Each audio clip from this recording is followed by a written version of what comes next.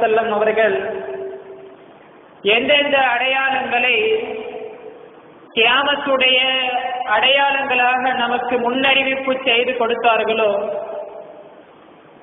அந்த அடையாளங்கள் எல்லாம் தற்போது நம் கண் முன்னே நிகழ்ந்து வருவதை நாம் பார்க்கிறோம். விபச்சாரம் அதிகரித்து வருவதை நாம் பார்க்கிறோம். அல்லாஹுவால் ஹராமாக்கப்பட்ட வட்டி வியாபாரமாகிவிட்டதை பார்க்கிறோம். ஹலால் ஹராம் பேணாமல் வாழக்கூடிய மனிதர்களை நாம் பார்க்கிறோம்.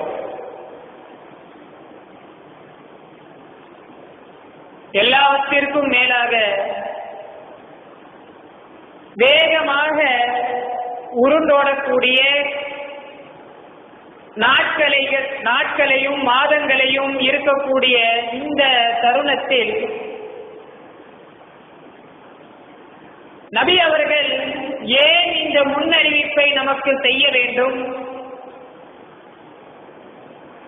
கியாமத்துடைய அடையாளங்களாக ஏன் இவைகளை நபி அவர்கள் முன்னறிவிப்பு செய்ய வேண்டும் என்பதை நாம் சிந்தித்து பார்க்க வேண்டும். ஏனென்றால் நம்முடைய கண் முன்னாலேயே இவ்வளவு அடையாளங்களை நாம் பார்த்த பிறகும் கூட ஒரு மௌத்துடைய ஒரு பயமோ அல்லது மறுமையுடைய சிந்தனையோ கபருடைய வாழ்க்கையுடைய அச்சமோ இன்றைக்கு இல்லாமல் போகிறது. நபி அவர்கள் முன்னறிவிப்பு செய்ததனுடைய நோக்கம் என்னவென்று சொன்னால், அந்த அடையாளங்களை பார்க்கும் பொழுது நம்முடைய உள்ளத்திலே ஒரு பயம் வர வேண்டும். நாம் கியாமத்தை நெருங்கிவிட்டோம், உலக அழிவை நெருங்கிவிட்டோம், உலகம் எந்த நேரத்தில் வேண்டுமானாலும் அழியலாம், அதனுடைய அருகிலே நாம் இருக்கிறோம் என்கிற அந்த பயம் நம்முடைய உள்ளத்தில் வர வேண்டும். அதன் மூலமாக நம்முடைய ஈமானை நாம் சரி செய்து கொள்ள வேண்டும் என்பதற்காகத்தான் நபி ஸல்லல்லாஹு அலைஹி வஸல்லம் அவர்கள் நம்முடைய ஈமானுடைய அந்த நிலைகளை சரி செய்து கொள்வதற்காக வேண்டி முன்கூட்டியே கியாமத்துடைய அடையாளங்களாக சில விஷயங்களை நபி அவர்கள் முன்னறிவிப்பு செய்து கொடுத்தார்கள். ஆனால் வருவது வரட்டும், எது வந்தாலும் எது நிகழ்ந்தாலும் நமக்கென்ன என்பது போல ஒரு பொடுபோக்கான ஒரு வாழ்க்கையோடு தான் இன்றைக்கு நாம் வாழ்ந்து கொண்டிருக்கின்றோம். சாதாரண சாலை ரோட்டிலே நாம் செல்லும் பொழுது விபத்து பகுதி எச்சரிக்கையாக செல்லவும் என்பது போல எச்சரிக்கை பலகைகளை வைத்திருப்பார்கள். காரணம் என்னவென்று சொன்னால், அதை பார்த்த உடனேயே நம்முடைய உள்ளத்தில் சரி பொறுமையாக போக வேண்டும், ஆபத்தான பகுதி என்கிற அந்த எச்சரிக்கையை பார்த்ததுமே நம்முடைய அந்த வேகம் குறைந்து தானாகவே ஒரு கவனம் அந்த இடத்திலே வந்து விடுகிறது. சாதாரண ஒரு பயணத்திலேயே ஒரு முன்னெச்சரிக்கை பலகையை நாம் பார்க்கும் பொழுது நம்முடைய அந்த பயணத்துடைய வேகத்தை குறைத்து பயணத்திலே கூடுதல் நாம் கவனம் செலுத்தும் பொழுது நபி ஸல்லல்லாஹு அலைஹி வஸல்லம் அவர்கள் செய்த அந்த முன்னறிவிப்புகளை தற்பொழுது பார்த்த பிறகும் கூட எந்த முன் தயாரிப்பு நாம் செய்து கொண்டிருக்கிறோம் என்பதை கொஞ்சம் நாம் யோசித்து பார்க்க வேண்டும். இன்றைக்கு நம்மிடத்திலே மௌத்துடைய சிந்தனை இல்லாமல் போனதற்கும் மறுமையுடைய அந்த வாழ்க்கையுடைய முன் தயாரிப்பே இல்லாமல் போனதற்கும் முக்கிய காரணம் என்னவென்று பார்க்கும் பொழுது,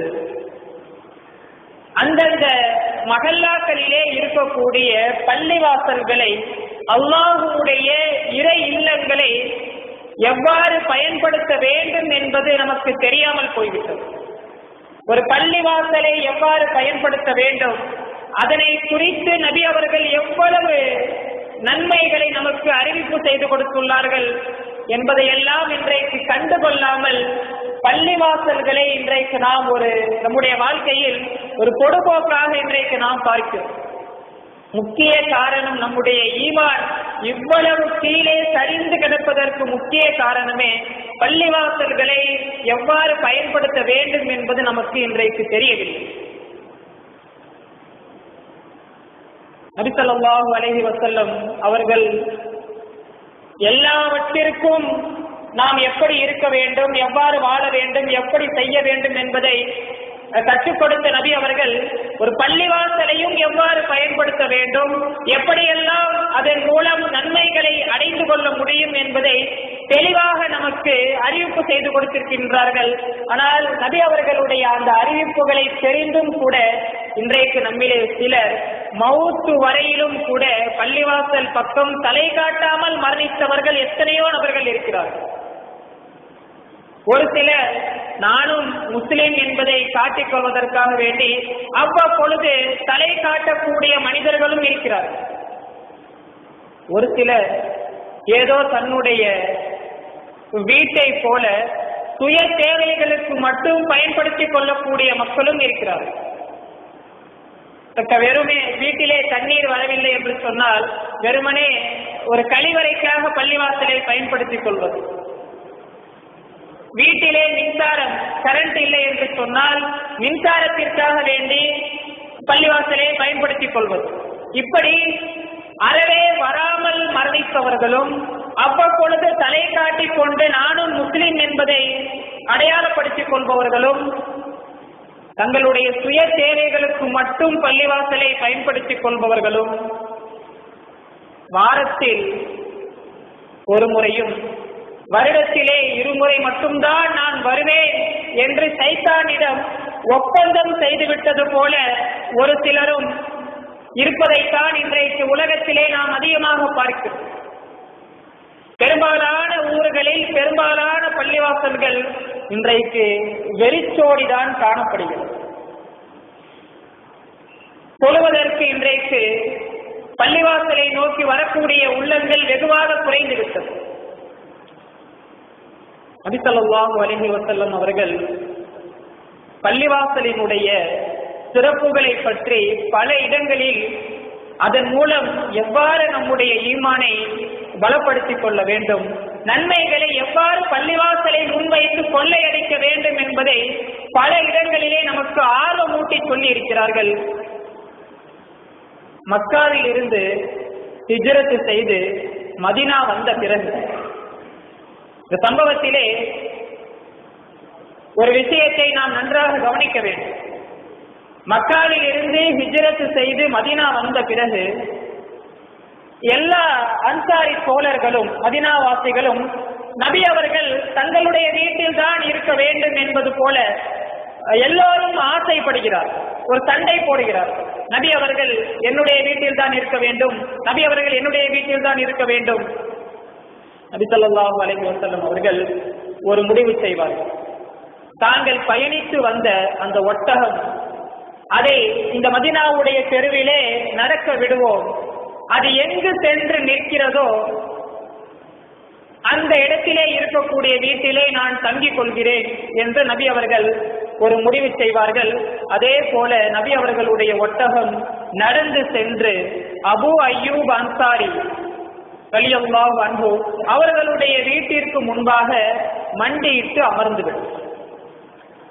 நபி ஸல்லல்லாஹு அலைஹி வஸல்லம் அவர்கள் அபு அய்யூப் அன்சாரி ரலியல்லாஹு அன்ஹு அவர்களுடைய வீட்டிலே தங்குவதாக முடிவு செய்து விட்டார்கள். இப்பொழுது நபி அவர்கள் அந்த அன்சாரி தோழருடைய வீட்டிற்குள்ளே செல்வதற்கு முன்னதாகவே ஒட்டகம் மண்டியிட்டு அமர்ந்த அந்த இடத்தை ஹாஹுனா அல் மஸ்ஜிது இன்ஷா அல்லாஹ், இந்த இடம் அல்லாஹ் நாடினால் இந்த இடம் பள்ளிவாசலாக உருவாகும் என்று முன்னறிவிப்பு செய்கிறார். முதலாக ஒரு ஊருக்கு வந்த பிறகு தங்களுக்கு என்று முடிவு செய்யப்பட்ட அந்த இல்லத்தில் கூட நுழையாமல் முதலாவதாக அந்த ஊரிலே அவசியம் எது தேவையோ, ஏனென்றால் ஒரு பள்ளிவாசலை வைத்துத்தான் அங்கு இருக்கக்கூடியவர்களுடைய ஈமானை சரி செய்ய முடியும், இன்ன பிற சட்டத்திட்டங்களை இன்ன பிற நடவடிக்கைகளை மேற்கொள்ள முடியும். எல்லாவற்றிற்கும் அஸ்திவாரமே பள்ளிவாசல் என்பதை உணர்ந்த நபி ஸல்லல்லாஹு அலைஹி வஸல்லம் அவர்கள் முதலாவதாக தங்களுக்கென்று முடிவு செய்யப்பட்ட அந்த வீட்டிற்கு செல்வதற்கு முன்னதாகவே ஹாஹுனா அல் மஸ்ஜிது இன்ஷா அல்லாஹ், இந்த இடம் பள்ளிவாசலுக்குரியது என்று முடிவு செய்கிறார். அடுத்த நாள் முதலே அந்த பள்ளிவாசலுடைய வேலை ஆரம்பமாகிவிட்டது. சஹாபாக்களை ஆர்வமூட்டி அந்த இடம் யாருக்கு சொந்தமோ, 2 அனாதை சிறுவர்களுக்கு சொந்தமாக அந்த இடம் இருக்கும், அவர்களிடத்திலே அதை பேசி கிரயம் கொடுத்து வாங்கி பள்ளிவாசல் முதலாக மஸ்ஜிதுல் நபவி மதீனாவிலே கட்டப்படுகிறது. நாம் தற்பொழுது இருப்பது போல அழகிய கற்களால், அழகிய தரைகளால், நல்ல காற்றோட்டமான வசதிகளோடு, குழுகுழுவென நல்ல கட்டடங்களோடு, உட்கார்வதற்கு அமர்வதற்கு நல்ல வசதிகளான தரைகளோடெல்லாம் அன்றைக்கு நபி அவர்கள் கட்டிய அந்த மஸ்ஜிதுல் நபவி அமைந்திருக்கவில்லை. பேரித்த அந்த மரத்தினுடைய கீற்றுகளை முகடாக அடுக்கி, அந்த பேரித்த மரத்தினுடைய மரத்தை தூணாக வைத்து, வெறுமனே எதுவுமே இல்லாமல் மணலை விரிப்பாக வைத்து பள்ளிவாசல் கட்டப்படுகிறது. நபி அவர்கள் தங்களுடைய உழைப்பையும் அதிலே கொட்டி எல்லா சஹாபாக்களையும் ஆர்வமூட்டி, நபி அவர்களும் அந்த பள்ளிவாசலுடைய கட்டுமான பணிகளில் தங்களை முழுமையாக ஈடுபடுத்திக் கொண்டு, சுருக்கமாக சொல்ல வேண்டும் என்று சொன்னால், ஒரு சித்தாளாக கல் தூக்கி மண் சுமந்து அந்த பள்ளிவாசலை நபி அவர்கள் சஹாபாக்களுடைய ஒத்துழைப்போடு கட்டுகிறார்கள். வெறுமனே மஸ்ஜிதுல் நபவியில் தொழுகை மட்டும் அங்கே நடைபெறவில்லை. தொழுகை மட்டும் அங்கே நடைபெறவில்லை, கல்வி கற்பதற்குண்டான ஒரு பல்கலைக்கழகமாக யாரெல்லாம் சண்டை போட்டு பிரிந்து பிளவுபட்டு இருக்கக்கூடிய சமூகங்களை ஒன்று சேர்க்கக்கூடிய நீதிமன்றமாக, தங்களுடைய பொருளாதாரத்தை, செல்வத்தை, பிள்ளைகளை, மனைவிகளை இழந்த அந்த நபி தோழர்களுக்கு தங்கும் இடமாக அந்த பள்ளிவாசலை நபி அவர்கள் அங்கே கட்டுகிறார்கள். இன்றைக்கு நாம் வெறுமனே பள்ளிவாசல்களை தொழுகைக்கு மட்டுமே பயன்படுத்துவது கூட குறைந்துவிட்டது. எந்த நோக்கத்தை முன்வைத்து பள்ளிவாசல் கட்டப்படுகிறதோ அந்த நோக்கத்தை கூட முழுமையாக நிறைவேற்றாத பாவிகளாகத்தான் இன்றைக்கு நாம் இருக்கிறோம். வெளிப்படையாக நம்முடைய உண்மையை நாம் ஒத்துக்கொள்ள வேண்டும். ஆனால் நபி அவர்கள் பள்ளிவாசலை வெறுமனே தொழுகைக்கு மட்டும் பயன்படுத்தவில்லை. அந்த பள்ளிவாசலிலே தான் ஒட்டுமொத்த உலகத்திற்கும் ஈமானை எடுத்து செல்லக்கூடிய மைய பகுதியாக மஸ்ஜிதுல் நபவி அன்றைக்கு விளங்கியது. அங்கேதான் எல்லா சஹாபாக்களும் ஷரியத்தினுடைய சட்ட திட்டங்களை கற்றுக்கொண்டார்கள். எத்தனையோ பிரச்சனைகளுக்கு அங்கேதான் நபி அவர்கள் தீர்ப்பு வழங்கி ஒரு ஷரியத்தினுடைய நீதிமன்றமாக அந்த பள்ளிவாசலை நிர்மாணித்தார்கள். ஆனால் இன்றைக்கு நம்முடைய காலம் எல்லா விதமான சகல வசதிகளோடும் அல்லாஹு தாலா நமக்கு பள்ளிவாசல்களை ஏற்படுத்தி தந்தும் கூட அதனை நாம் எவ்வாறு பயன்படுத்துகிறோம் என்பதை கொஞ்சம் யோசித்து பார்க்க வேண்டும். கண்ணியமிக்க அல்லாஹ்வின் நல்லடியார்களே, அபு உபை இப்னு கஅப் ரலியல்லாஹு அன்ஹு அவர்கள் ஒரு அன்சாரி தோழரிடத்திலே கேட்பார்கள், தோழரே, நீங்கள் ஏன் இவ்வளவு தூரமாக நடந்து பள்ளிவாசலுக்கு வருகிறீர்கள்? அருகிலேயே, பள்ளிவாசலுக்கு அருகிலேயே இருந்தால் உங்களுக்கு சிரமம் இருக்காதே, ஏன் இவ்வளவு தூரம் நடந்து வந்து, அப்படி இருந்தும் அவ்வளவு தொலைவில் நடந்து வந்தும் கூட அந்த அன்சாரி தோழர் தாமதமாக ஒரு நாளும் வந்ததே கிடையாது. அவ்வளவு தக்பீர், அதாவது முதல் தக்பீருக்கெல்லாம் சரியாக வந்துவிடுவார். காரணம் கேட்பார்கள். அதற்கு அந்த அன்சாரி தோழர் சொல்வார், பள்ளிவாசலுக்கு அருகிலேயே என்னுடைய வீடு அமைந்திருப்பதை நான் விரும்பவில்லை, அது எனக்கு மகிழ்ச்சிக்குரிய செய்தியும் கிடையாது. வீட்டில் இருந்து நான் பள்ளிவாசலுக்கு போவதும் பள்ளிவாசலில் இருந்து திரும்ப வீட்டிற்கு வருவதும் இவை அனைத்துமே எனக்கு நன்மையாக மாற்றப்படுவதை நான் ஆசைப்படுகிறேன் என்று அந்த அன்சாரி தோழர் சொன்னதுமே நபி ஸல்லல்லாஹு அலைஹி வஸல்லம் அவர்கள் சொல்வார்கள், கது ஜமஅல்லாஹு லக ذلك குல்லுஹு. தோழரே, அல்லாஹ் உங்களுக்கு நீங்கள் கேட்ட அனைத்தையுமே ஒன்று சேர்த்து தருவான் என்று நபி ஸல்லல்லாஹு அலைஹி வஸல்லம் அவர்கள் அந்த அன்சாரி தோழருக்கு துஆ செய்கிறார்கள். ஒரு பள்ளிவாசலுக்கு நடந்து செல்வது நன்மை, பள்ளிவாசலே இபாதத்தை எதிர்பார்த்து அந்த பள்ளிவாசலை பார்த்தே காத்திருப்பது நன்மை, பள்ளிவாசலிலே அமர்ந்திருப்பது நன்மை.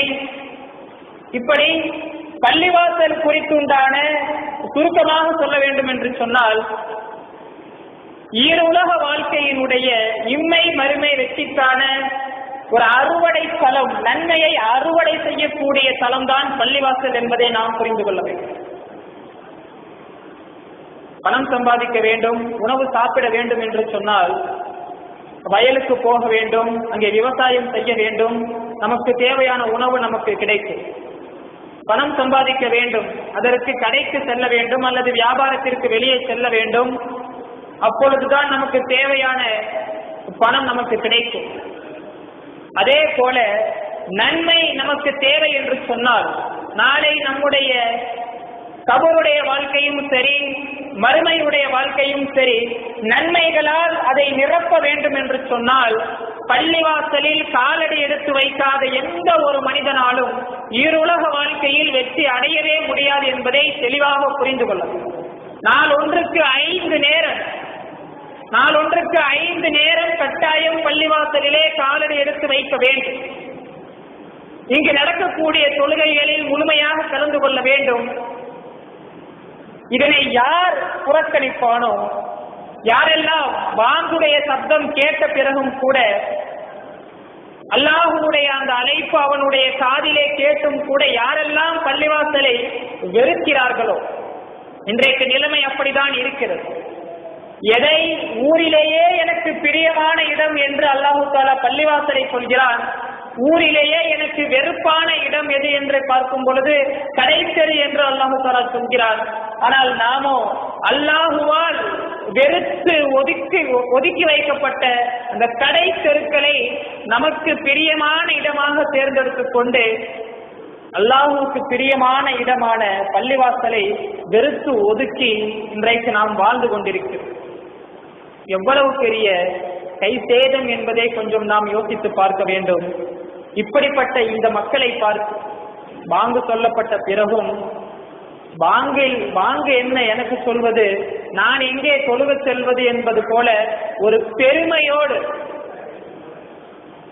பெருமையோடு யாரெல்லாம் வீட்டிலேயே தங்கி இருப்பார்களோ, அல்லாஹ்வுடைய அந்த இபாதத்தை நிறைவேற்றாமல், கட்டளையை நிறைவேற்றாமல் யாரெல்லாம் வீட்டிலேயே தொழாமல் தங்கி இருப்பார்களோ, அப்படிப்பட்ட அந்த மக்களை பார்த்து அல்லாஹ் தஆலா குர்ஆனிலே சொல்கிறார், இன்னல்லதீன யஸ்தக்பிரூன அன் இபாததி சயதுகுலூன ஜஹன்னம தாஹிரீன். என்னுடைய இபாதத்தை, என்னை வணங்குவதை விட்டும் யாரெல்லாம் பெருமை அடித்துக் கொண்டிருக்கிறார்கள், பள்ளிவாசலுக்கு வராமல் நோன்பு கடமை என்று நான் அறிவிப்பு செய்துவிட்டேன், அப்படி இருந்தும் நோன்பு வைக்காமல் தொழுகை 5 நேரம் தொழ வேண்டும் என்று நான் கட்டளையிட்டு விட்டேன், அப்படி இருந்தும் இருமாப்போடு பெருமையோடு யாரெல்லாம் தொழாமல் இருக்கிறார்கள் அவர்களை பார்த்து அல்லாஹ் தஆலா சொல்கிறார், சயதுகுலூன ஜஹன்னம தாஹிரீன். இழிவடைந்தவர்களாக நாளை நரகத்திலே நுழைவார்கள். இழிவடைந்தவர்கள் என்கிற அந்த வார்த்தையினுடைய பொருளை நாம் கொஞ்சம் யோசித்து பார்க்க வேண்டும். இழிவடைந்தவர்கள் என்று சொன்னால் நல்ல மவுத் அவர்களுக்கு வராது, நல்ல ஒரு மவுத், நல்ல மரணம் அவர்களுக்கு ஏற்படாது. அல்லாஹுவால் சபிக்கப்பட்டு நபி அவர்களுடைய சாபத்திற்கு உள்ளாக்கப்பட்டு அவருடைய மௌத்தே ஒரு கேவலமான இழிவான மௌத்தாக இருக்கும். நாளை அதே நிலையில் இழிவடைந்தவராக, சிறுமை அடைந்தவராக நாளை நரகத்திலே அவர் நுழைவார் என்று அல்லாஹ் தஆலா சொல்கிறார். தெளிவாக குர்ஆனிலே இந்த இறைவசனம் பதிவு செய்யப்பட்டது. கண்ணியமிக்க அல்லாஹ்வின் நல்லடியார்களே, எனவே பள்ளிவாசலுடைய விஷயத்தில் பொடுபோக்காக இருக்கக்கூடிய அந்த ஒரு நிலையில் இருந்து நாம் சீக்கிரமாக மாற வேண்டும்.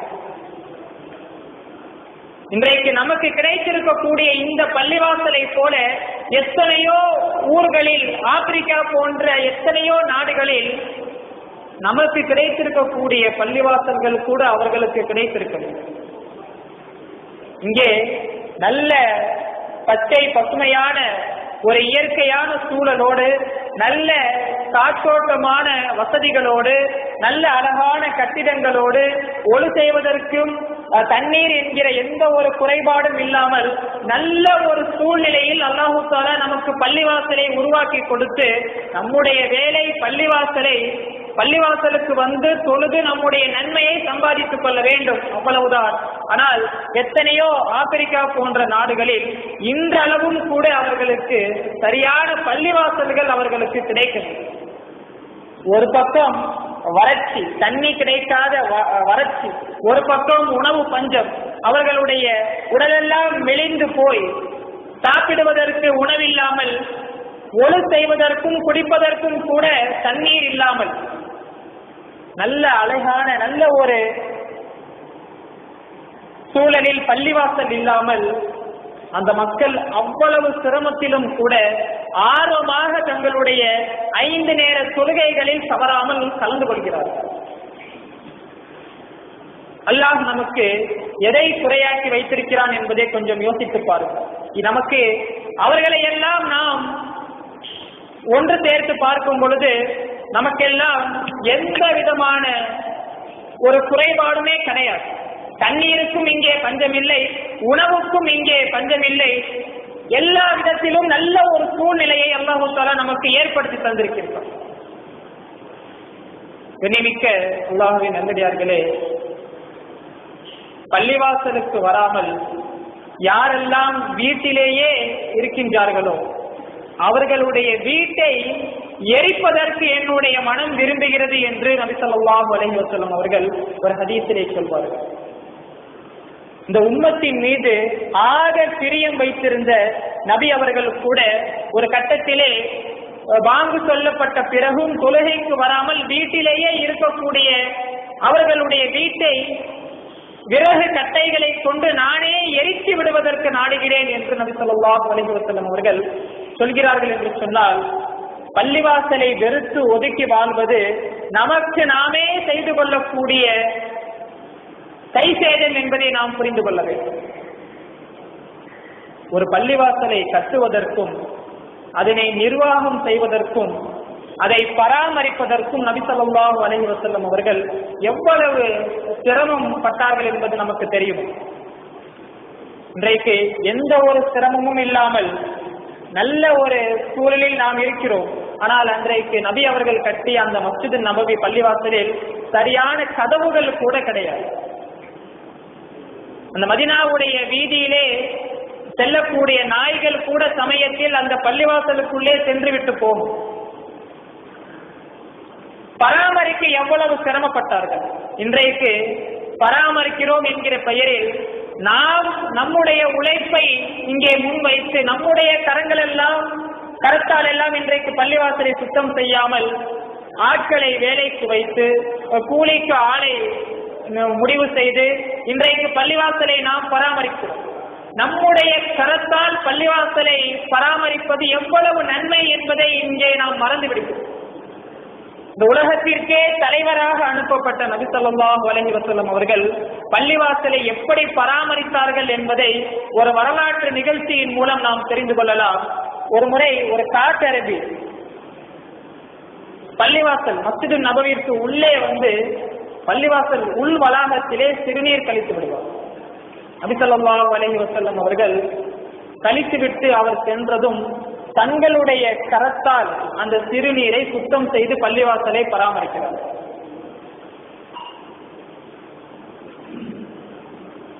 ஒரு பள்ளிவாசலுடைய தலைவர், ஒரு பள்ளிவாசலினுடைய முத்தவல்லி நபி ஸல்லல்லாஹு அலைஹி வஸல்லம் அவர்களே நேரடியாக தங்களுடைய கரத்தால் கைகளால் பள்ளிவாசலை பராமரிக்கிறார்கள். கண்ணியமிக்க அல்லாஹ்வின் நல்லடியார்களே, பள்ளிவாசலை புறக்கணித்து வாழ்பவர்களுடைய வாழ்க்கை அது கடைசியில் இழிவாகத்தான் சென்று முடியும் என்று அல்லாஹ் தஆலா தெளிவாக குர்ஆனில் சொல்லிவிட்ட பிறகும் கூட அதிலே நாம் கவனம் செலுத்தாமல் இருந்தோம் என்று சொன்னால் அது நமக்கு நாமே வைத்துக் கொள்ளக்கூடிய கேடு என்பதை புரிந்து கொண்டு பள்ளிவாசலுடைய விஷயத்தில் ஆக கூடுதல் கவனம் செலுத்த வேண்டும். பள்ளிவாசலுக்கு சிலருடைய வாழ்க்கையை நாம் பார்க்கலாம். அவர்களும் பள்ளிவாசலுக்கு செல்ல மாட்டார்கள். அப்படி பள்ளிவாசலோடு அடிக்கடி தொடர்பு வைத்திருக்கக்கூடிய அந்த மனிதர்களை கேலி கிண்டலும் செய்வார்கள். போகிறார் தொழுகையாளி, போகிறார் சூஃபி அவுலியா. பள்ளிவாசலுக்கு நாமும் செல்வதில்லை. அப்படி செல்பவர்களையும் கேலி கிண்டல் ஒரு